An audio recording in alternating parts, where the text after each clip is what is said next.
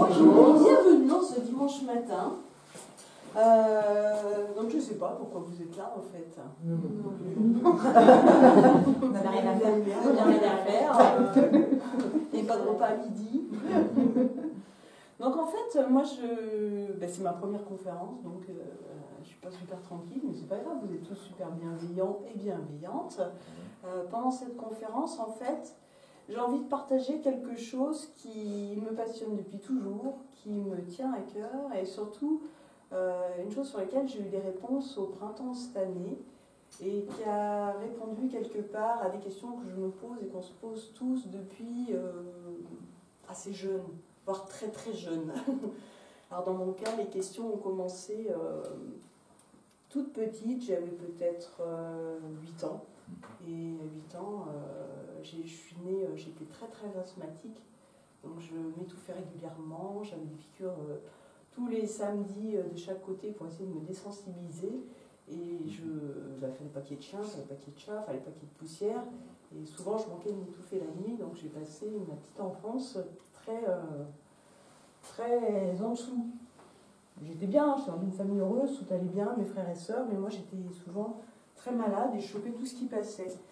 Et quand j'étais asthmatique, comme ça, j'avais une médecin de famille qui s'appelait Marie, qui était à l'époque des anciens médecins de famille, vous savez, qui viennent à la maison, qui s'occupent de tous les frères et sœurs, et que j'aimais beaucoup parce que chaque fois que j'y allais, elle me donnait des tout petits objets. Parce qu'elle savait que je pleurais, que j'ai craignais les piqûres, et elle me faisait une vitrine avec des tout petits machins qui n'existent plus aujourd'hui. Et chaque fois que je repartais, je choisissais mon petit objet. Donc moi, j'étais très attachée à cette personne qui était vraiment très bienveillante. Et cette personne, elle est décédée, j'avais 8 ans. Et donc je pense que voilà, mes vraies questions se sont posées là, peut-être un petit peu avant. J'avais 8 ans et le jour où elle est morte, je n'ai plus eu d'asthme. Jamais. J'ai dit, oh putain, pardon.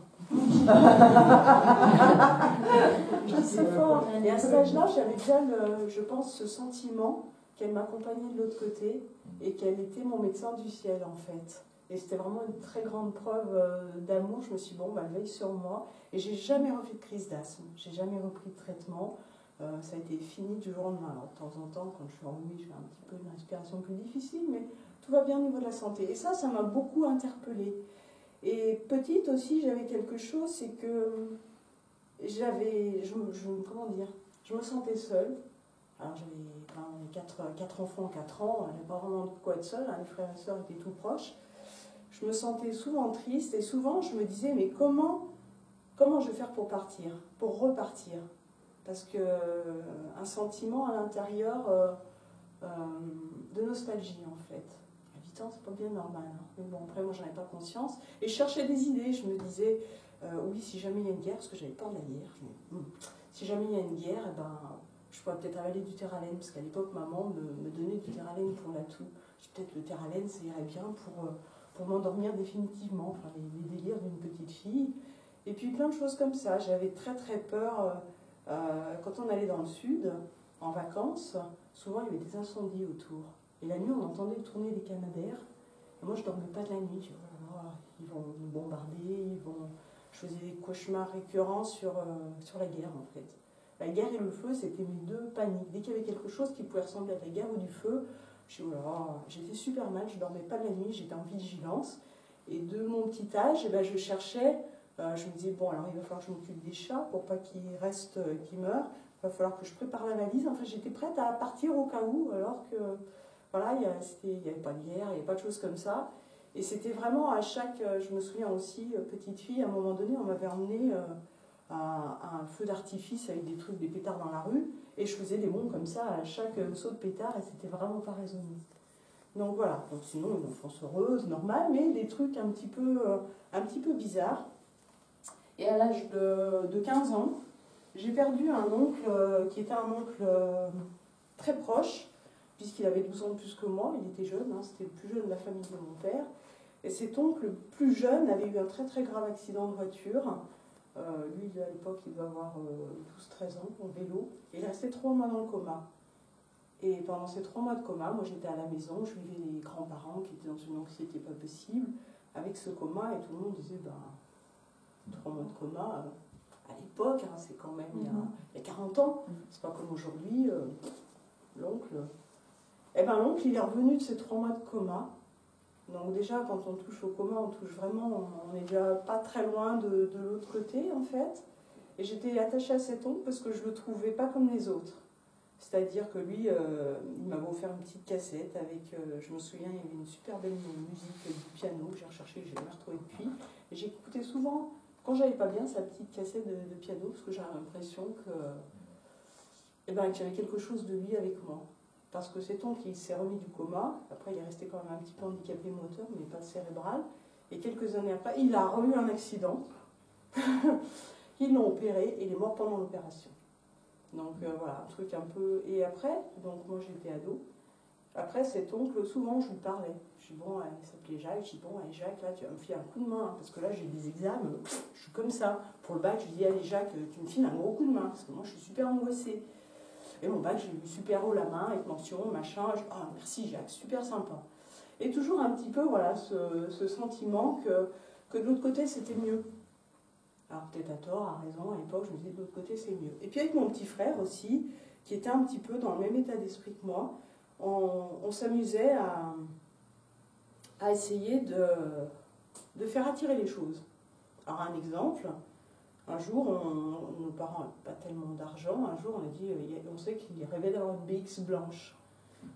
Alors un jour, on s'est dit avec Denis, mon petit frère, ah ben on va tout faire pour qu'ils aient cette BX blanche. Et nous, de petit âge, on n'avait pas les sous, etc.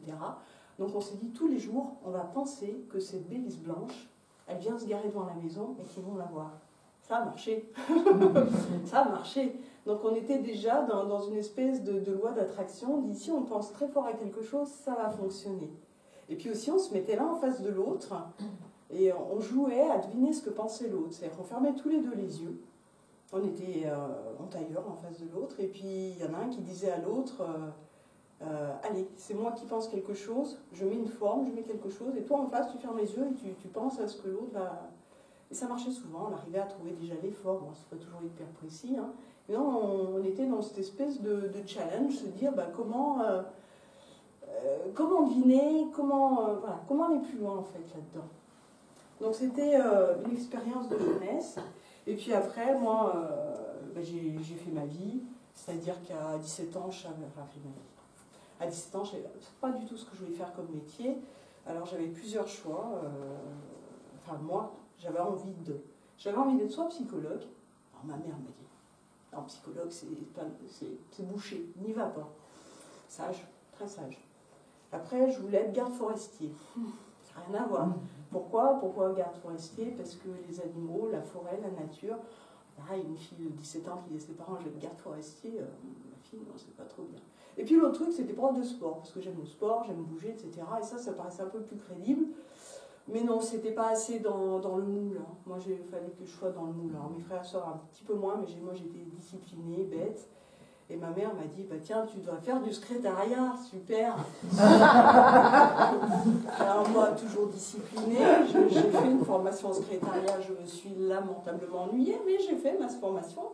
Puis une fois fini ma formation, maman, j'ai 19 ans, hein, je ne vois pas aller travailler, faire du secrétariat. Puis ça me vibrait pas à l'intérieur. Et puis après, je dis, ben non, je voudrais continuer mes études. Ouais, mais on n'a pas de moyens pour financer tes études. Ah, t'inquiète, je vais trouver une école qui prend bac plus 2, et puis je vais faire donc, du coup, je fais une école de gestion, de commerce, parce que je me dis au moins ça reporte d'autant l'entrée dans le monde professionnel, je n'ai pas envie d'aller voir sur tout ça, ça ne m'intéresse pas trop. Je me suis arrangée pour avoir une bourse, je fais mes 3 ans après, et puis vaillante, toujours pareil, oui, Marie, tu seras une femme dynamique, active, comment on dit, Wonder Woman. Et ben voilà, je pars sur cette carrière-là, directrice administrative, des bons revenus, des gens encadrés. Oh, alors, mon Dieu, mon Dieu, c'est là que je me suis rendu compte. Alors j'ai appris plein de choses. J'ai appris beaucoup sur les relations humaines parce que c'est ça qui m'intéressait. Mais en entreprise, les relations humaines, c'était pas comme moi je les concevais. C'est-à-dire que moi, je voulais faire plaisir aux salariés, faire plaisir au patron, sauf que j'étais juste là pour emmerder les salariés, emmerder le patron. Enfin, j'étais pas forcément à bonne place, mais j'ai tenu quand même 10 ans là-dedans. Donc bravo Marie. Puis au bout de 10 ans, j'ai commencé à partir en dépression. En dépression parce que j'étais triste, je rentrais, je pleurais, mais bon, je ne vais pas quitter un bon boulot comme ça, mes parents sont super fiers de moi, je gagne super bien ma vie. Mince, puis quand même pas bien. Et puis mon mari d'époque me dit, bah, tu sais, des boulots, il y en a d'autres. Là, regarde, tu pleures, t'es pas bien. Ça a duré 6 mois quand même, je rentrais, je pleurais, je commençais à somatiser, quoi. Et puis, je dis, ouais, il a peut-être raison. Je dis, bon, on va se souvenir, qu'est-ce que je veux? Ouais, d'attraction. Je dis, bon, je veux rencontrer du monde, je vais aider les gens, je veux autre chose que ce monde d'entreprise, un endroit où je sois plus moi-même. Donc voir du monde, faire des soins, faire machin, puis on verra. Puis pendant quelques mois, j'ai commencé à préparer ça, puis je me dis, surtout, je veux partir de là où je suis, en ayant un peu de sous quand même, tant qu'à faire. Et donc, ben, finalement, ça s'est présenté, c'est-à-dire qu'on m'a proposé de partir. Donc au début, ça me fait un peu bizarre, mais finalement, dès que j'ai senti que je commençais à déranger, parce que je m'étais occupée d'un changement informatique, et pendant 1 an, j'avais été sur 2 postes, enfin bref, c'était un peu chaud. J'ai démarré mon changement informatique dans plusieurs filiales d'un groupe, et puis finalement, à la fin, ils sont gentiment arrivés pour me dire, ouais, mais Marie, t'as moins été présente sur ton poste. Je dis, pas de souci, virez-moi. Combien? Hop, un chèque, machin, ciao, bye. Et s'ensuit une année de... Alors, je suis un peu longue pour parler de moi, mais ça explique le contexte. Je suis restée une année à me poser des questions, à dire qu'est-ce que j'aime en fait. Parce que je ne m'étais jamais demandé ce que j'aimais. J'avais fait ce qu'on me demandait de faire. Pas pareil. Alors quand on commence à être sur ce que j'aime, le couple, les 2 gosses, le machin, oui, alors ancien boulot, je n'étais pas heureuse. Mon couple, je ne suis pas super heureuse non plus, ça commence à être compliqué. Pas épanouie en tant que femme, pas épanouie et reconnue en tant qu'être humain, pas moi quoi en fait. Et puis pendant cette année, alors qu'est-ce que j'aime? J'aime l'astrologie, j'aime la numérologie, j'aime les plantes. Donc j'ai fait des formations pendant 1 an, un peu dans tous ces domaines-là. Et puis j'ai commencé à lire beaucoup. Parce que moi j'adore lire, je suis très curieuse et je suis curieuse de tout. Et j'avais eu toute cette soif d'apprentissage qui avait été satisfaite, entre guillemets, dans mon boulot précédent, mais pas la soif de savoir qui j'étais, où je voulais aller et ce que je voulais faire dans cette vie, et pas les réponses à mes questions qui étaient toujours là, mais qu'est-ce que je fous là, quoi. Parce que pour dire plus fort, quand j'étais ado, je m'étais dit, oui, bon, bah, moi je me fixe de vivre jusqu'à 20 ans, je rencontre le grand amour, et après je peux partir, ciao, bye. Sauf qu'une fois qu'on a fait les enfants, on est bien d'accord qu'on ne peut plus partir. Et puis c'était peut-être une solution de facilité qui n'était pas forcément envisageable. Donc après ça, donc comme j'avais bien programmé mon truc, un jour mon ex-mari arrive et me dit, bah tiens Marie, il y a un spa, ils ont besoin de quelqu'un, il est à vendre. Un spa? Je ne suis pas esthéticienne, qu'est-ce que j'allais faire là-bas? Va voir. Alors je vais voir, et puis je vois les locaux et tout, je dis ouais, ça serait pas mal, je sais pas, alors j'avais jamais fait d'esthétique, de soins du corps, de trucs comme ça. Le lendemain, je réfléchis, le lendemain, j'appelle le mec, je dis ouais, c'est bon, je prends. J'achète le fonds, machin, les banques un peu pénibles pour me prêter de l'argent, parce que c'est quand même pas mon métier de base, je dis pas grave, je me débrouillerai. Et puis du coup, j'ai tout appris sur les soins du corps, sur donc tous les soins thalasso, gommage, enveloppement, les soins visage. Je ne faisais pas les épilations parce que ça c'est quand même des esthéticiennes, je ne suis pas esthéticienne. Et puis surtout je m'étais dit ce sera le lieu où je pourrais faire, ah oui à l'époque je me suis aussi formée aux soins Reiki. Je pourrais faire du Reiki, je pourrais faire des fleurs à toutes les personnes qui viennent et du coup ça va me permettre de connaître moi-même. Sauf que Marie, quand elle peut, elle fait comment? Elle fait comme ça. Excusez-moi d'être là, vous voulez des fleurs? Bah non, la dame là-bas, elle sait mieux faire que moi. Donc un petit peu comme ça. Donc tout ce qui était soins thalasso, je le faisais sans problème, mais j'ai jamais pu réussir à développer les fleurs et le Reiki, les choses comme ça. Puis il y a 20 ans en arrière, ou 30 ans, c'était encore un petit peu bizarre. Hein. Encore Reiki, on va encore secte, alors que juste on impose les mains et puis... Surtout que les personnes à qui j'en faisais, parce que j'en faisais quand même quelques-unes, quand elles me demandaient, je n'osais pas dire non quand même, c'était affiché dans les trucs, non, on veut faire ça, ok, je faisais ça. Et ça a duré pendant 10 ans et j'ai tout fait pour à nouveau fuir. Donc j'étais vraiment j'ai adoré ce que j'ai fait, parce que j'avais beaucoup de relationnel avec toutes ces personnes.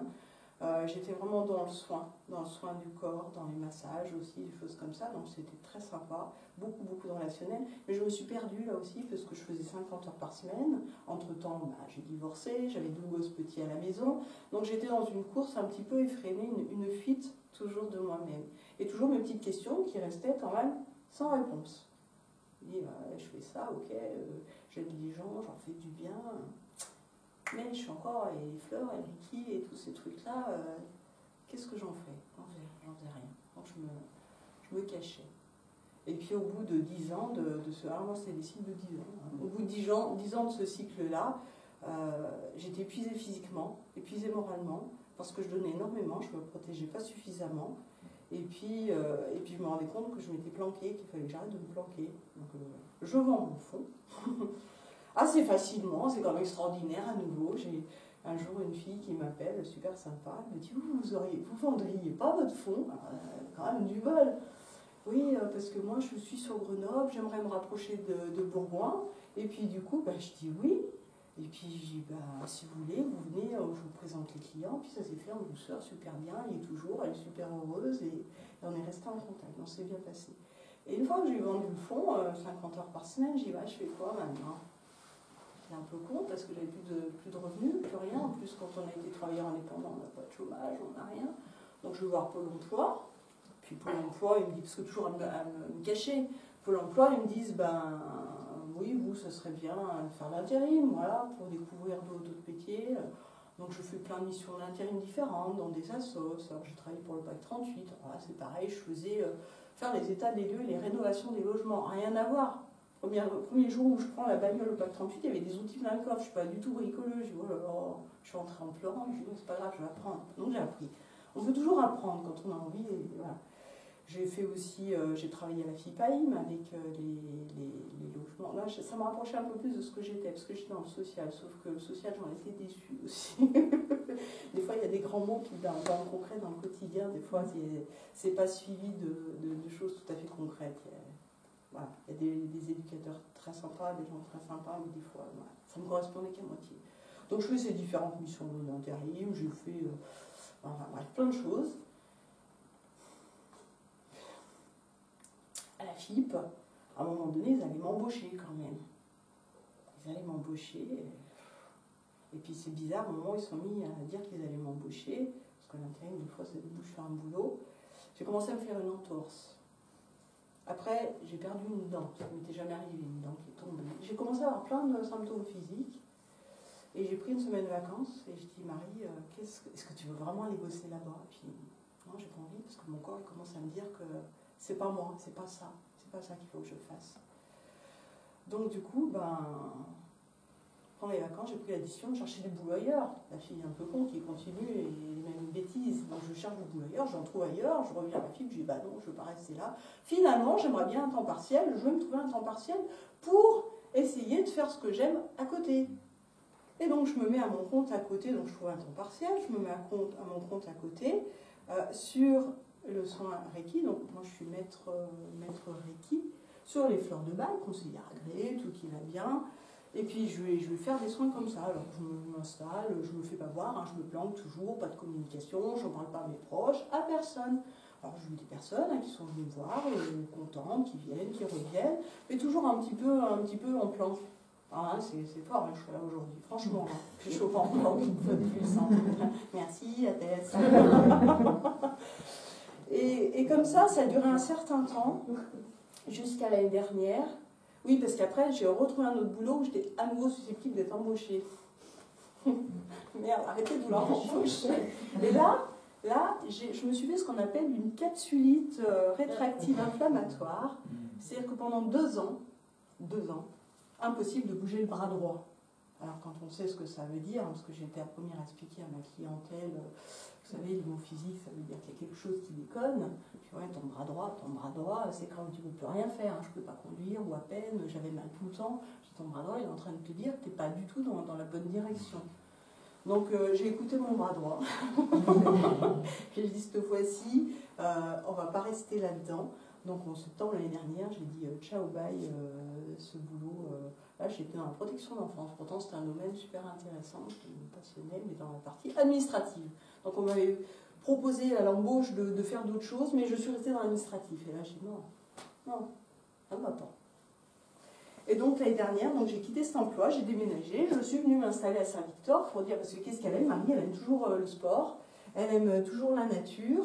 Donc maintenant j'ai des poules, j'ai un grand jardin et voilà, je suis déjà plus dans mon univers et je vais essayer de trouver quelque chose avec une dépendance pour pouvoir installer un cabinet et commencer, alors un peu caché encore, hein, mais moins. Un cabinet où je pourrais faire tout ce que j'aime faire.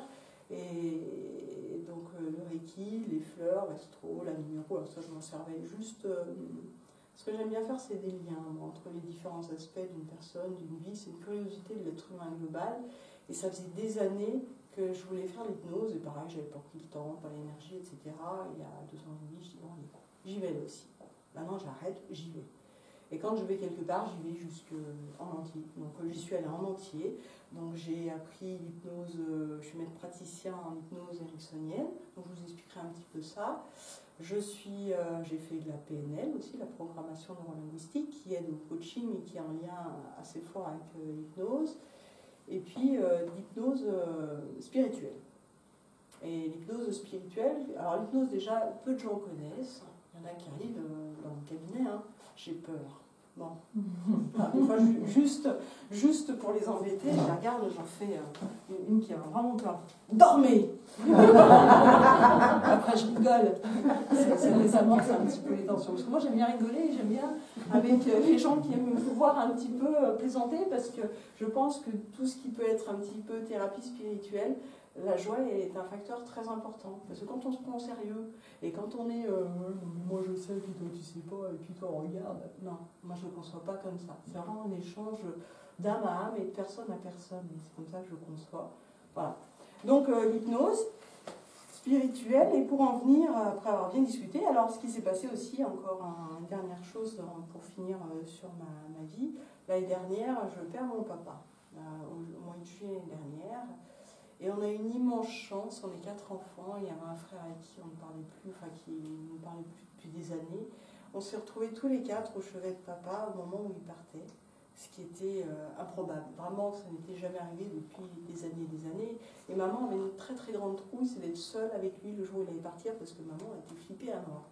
Et donc quand il est décédé, elle a changé de pièce, et nous on était tous les 4 à rigoler, et puis on lui a permis de partir, et il est parti.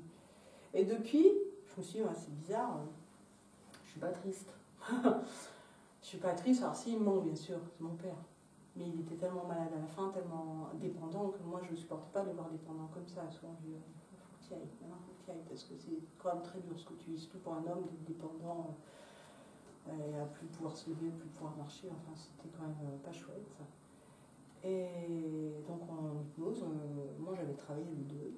Ça allait super bien se passer, parce que j'ai réussi à faire le deuil de mon ancienne maison, de mon ancien boulot, de mon papa. Je me dis, tiens, c'est bizarre, je ne suis pas triste. Je suis jamais retournée sur sa tombe, parce que pour moi, ça ne me parle pas. Et papa m'a fait plein de signes depuis qu'il est parti depuis 1 an. Et je trouve ça majestueux. Et il en a fait plein à maman. Alors maman, elle n'y croyait pas. Elle me dit, ouais, c'est bizarre, j'ai la télé qui s'allume toute seule. Ouais, c'est papa. Ouais, mais quand même, non, mais j'ai la télé qui s'allume toute seule, et puis j'ai eu ça, alors papa m'a appelé à la sauterelle, il dit, ah, l'autre fois j'ai une sauterelle qui est venue dans mon assiette. Ah, bah j'ai dit quand même, si ça c'est pas un signe, et puis plein de signes comme ça. Et puis moi perso, pareil, mon four qui se mettait en route sans raison, des bruits, des machins, et voilà, papa, ouais, c'est sympa d'être avec nous. Voilà. Et pendant ma formation d'hypnose spirituelle, j'ai eu la grande chance de pouvoir, donc c'est vraiment le thème d'aujourd'hui, de vivre ce qu'on appelle l'entre-deux-vie. Et ça, pour moi, ça a été un cadeau fabuleux. Parce que sans cet entre-deux-vie, je vous expliquerai, parce que ça, les gens ne savent pas que c'est possible, que ça existe, que grâce à l'hypnose, on peut travailler plein de choses, découvrir plein de choses, découvrir pourquoi dans cette vie on a certains blocages à certains niveaux qui peuvent provenir de vies antérieures, de liens avec des âmes dans des vies antérieures, des contrats d'âmes avec des vies antérieures, et puis travailler à savoir pourquoi on est là, qu'est-ce qu'on doit faire. Alors elles m'ont bien fait comprendre que là, je suis dans un endroit comme ça, hein, alors que moi, ok. Si après il faut que je revienne, que je le rebosse, autant que je le fasse tout de suite, quoi. Parce que c'est un petit peu comme ça que ça se passe. Donc je vais vous parler de ça, des vies antérieures, des contrats d'âme, de ce qui se passe dans l'entre-deux-vie, en tout cas de mon expérience. Dans tout ce que je vais dire maintenant, ça reste mon expérience. Ça reste, s'il y a des choses qui ne vous parlent pas, S'il y a des choses qui... Non, vous laissez. C'est que c'est pas... Voilà, vous laissez, vous prenez ce qui vous parle.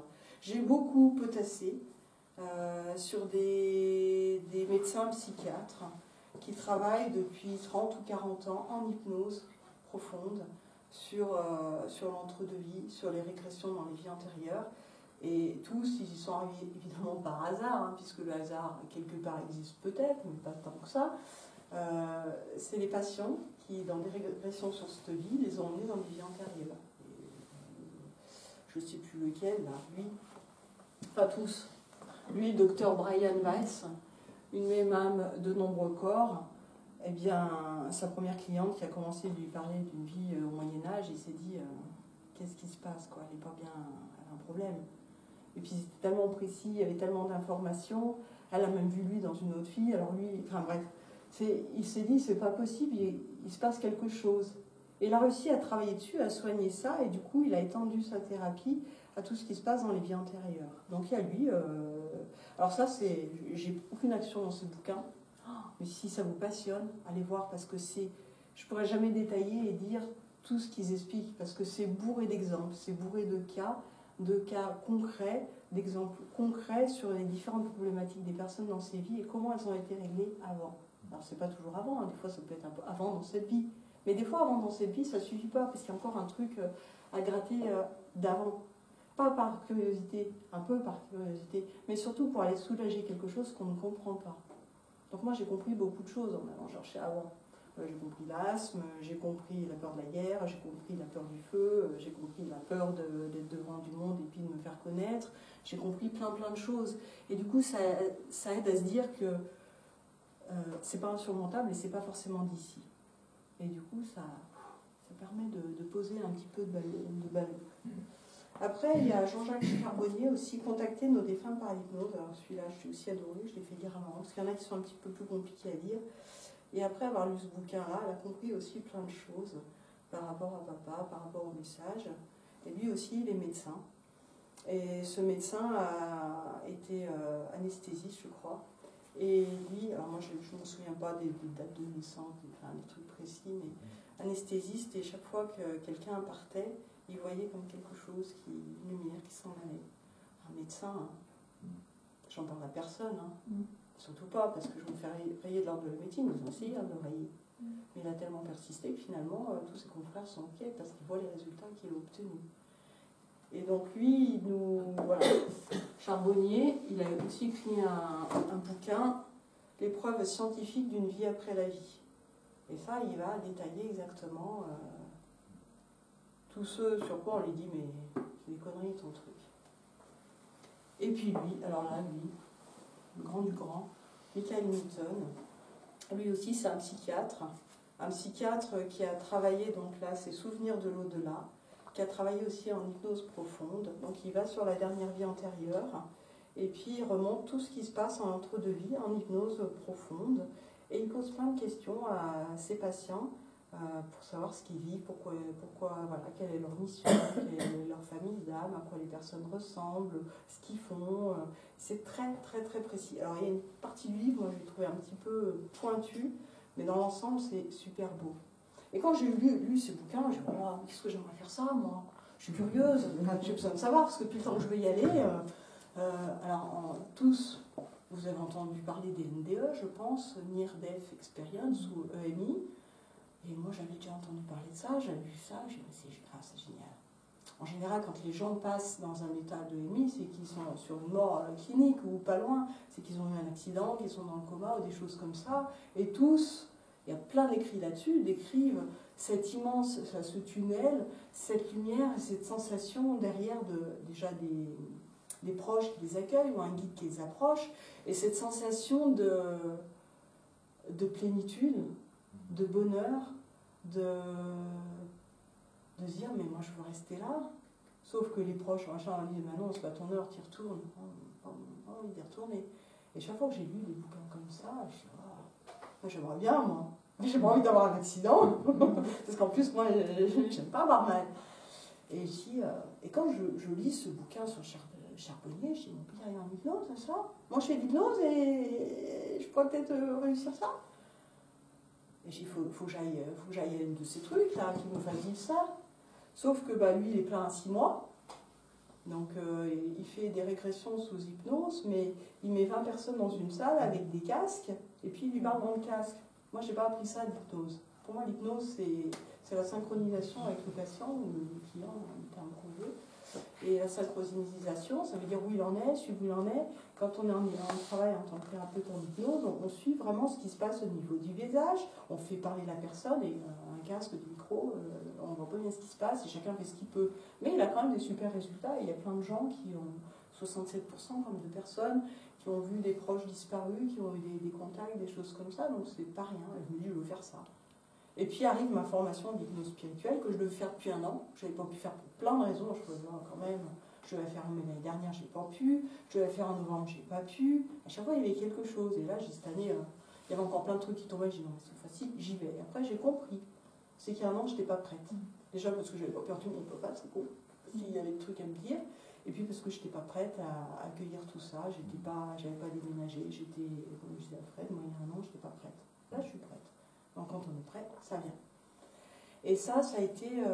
donc j'ai vu ça, j'ai vécu du coup cette interlife, on l'appelle comme ça, ou entre-deux vies, pendant cette séance d'hypnose spirituelle. Et ça a été un moment d'une puissance magique pour moi. Magique pour les personnes qui étaient en formation avec moi, parce que tous ont pu contacter des proches disparus, tous ont vécu plein de choses de l'autre côté. Et moi, je voulais faire part de cette expérience-là. Parce qu'on pense que ça n'existe pas. Enfin, moi, je pensais que ça n'existait pas, que ce n'était pas possible, ou que dans les rêves, ou éventuellement, via un médium, on peut avoir plein d'informations sur nos missions, sur des choses comme ça. Donc ça, c'est bien. Moi, j'étais tellement curieuse que moi, je voulais y aller. Et puis, je voulais surtout avoir ce sentiment de paix, Voilà, et ça, je l'ai vécu. Donc voilà, je suis super bavarde, en fait, pour une fille qui parle. Qui parle. Alors, est-ce que déjà, je vais vous parler vite fait d'hypnose, que l'hypnose, en fait, on a souvent des préjugés. Comme je vous disais, ma cliente de tout à l'heure, même une fois, une qui me dit, j'ai pensé venir accompagner, parce que qu'est-ce qu'elle va me faire, qu'est-ce qu'elle va me dire Alors, je ne sais pas, est-ce qu'il y en a qui ne connaissent pas, est-ce qu'il y en a qui ont envie d'avoir des explications sur l'hypnose? Voilà, un petit peu, léger, un chouille. Parce qu'en fait, il y a plusieurs types d'hypnose.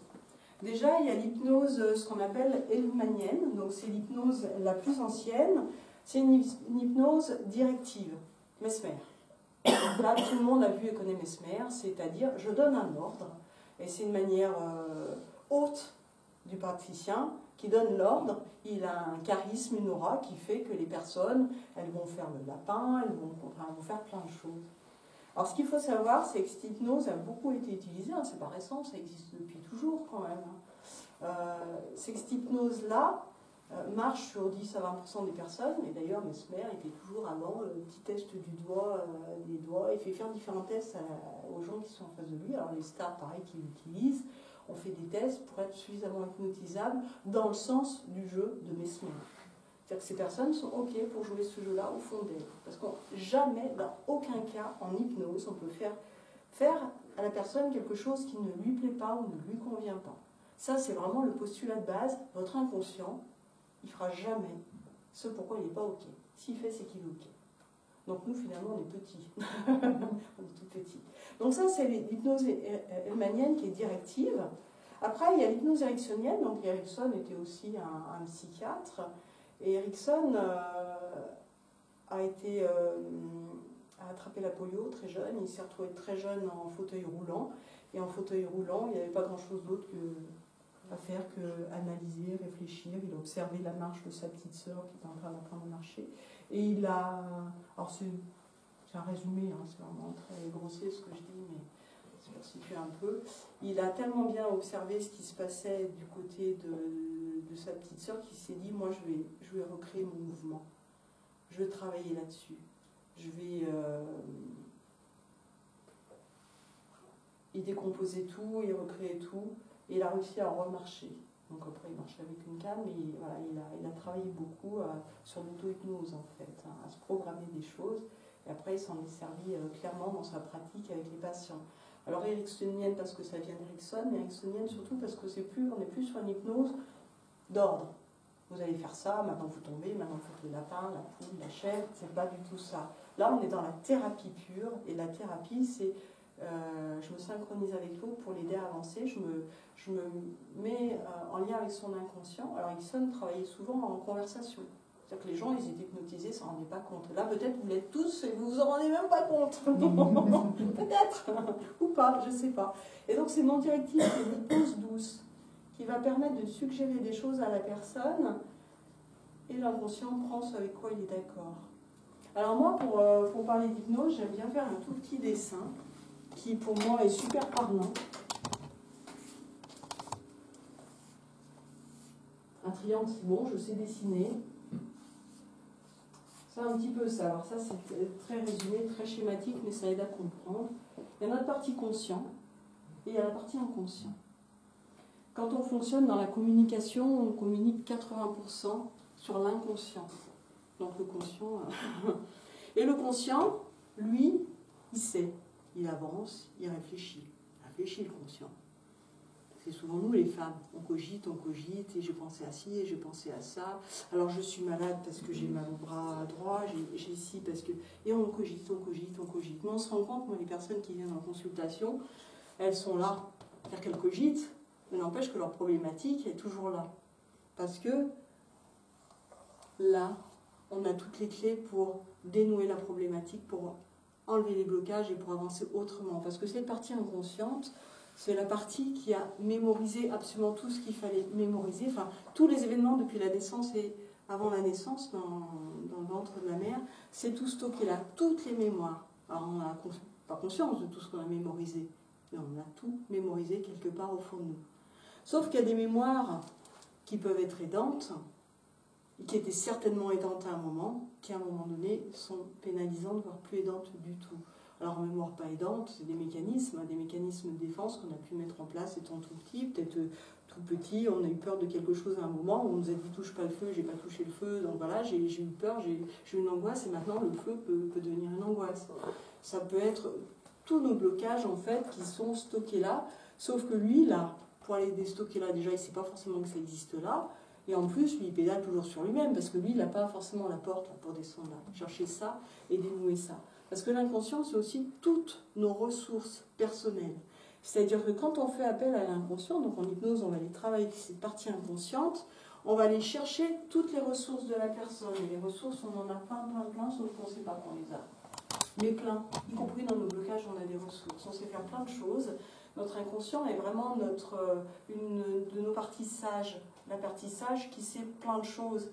Alors des fois, le plein de choses, quand elle vous bloque l'épaule ou quand elle vous fait un truc au mauvais moment, moi, mon inconscient, par moment, une fois, mon frère voulait m'emmener à un endroit, je me souviens, j'avais pas du tout envie d'y aller.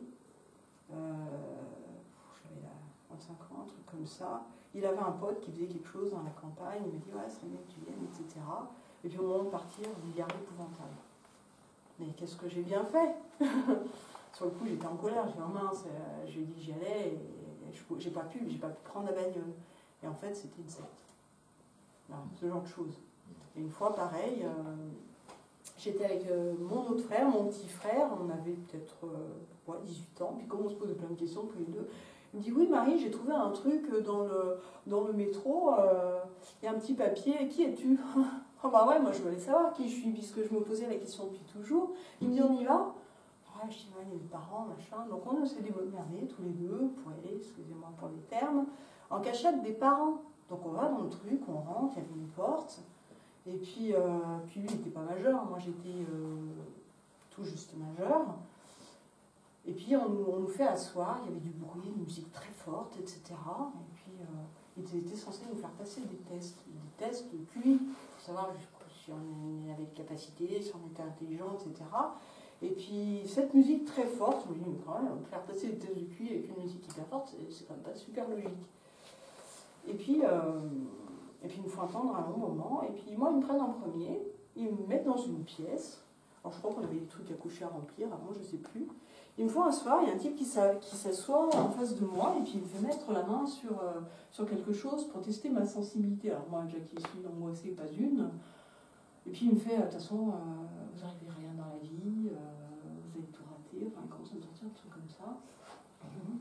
Moi je j'ai mon paquet de motion, ça va. Et puis il continue à me débiter comme ça, j'ai enlevé ma main, je suis allée chercher mon frère, j'ai dit on se casse. Et après on a su que c'était la secte, je ne sais plus, c'est une secte quoi. Donc il commence à me proposer des livres, des choses, alors c'est pas cela, hein. Mais enfin, voilà. Donc là je pense que c'est ma partie inconsciente qui a dit oula, sauf qu'il peut parce que c'est pas cohérent, il y a quelque chose qui dans ton ventre te dit que c'est un piège et sauve-toi vite. Donc l'inconscient il sait plein de choses et si on l'écoute, eh ben, il va nous donner plein d'informations. Alors quand on travaille en hypnose, on met la personne ce qu'on appelle en hypnose ericksonienne, parce qu'il y a d'autres formes d'hypnose où on va travailler autrement. On met la personne ce qu'on appelle en état dissocié. L'état dissocié, c'est un état où lui, on l'occupe. Lui, il a envie de cogiter, il a envie de travailler, il a envie de réfléchir. Il a besoin d'avoir du gramme ou de rien, on le fait bosser. Et pendant ce temps-là, on va s'adresser à cette partie-là. Parce que lui, en fait, il va écouter toutes nos suggestions.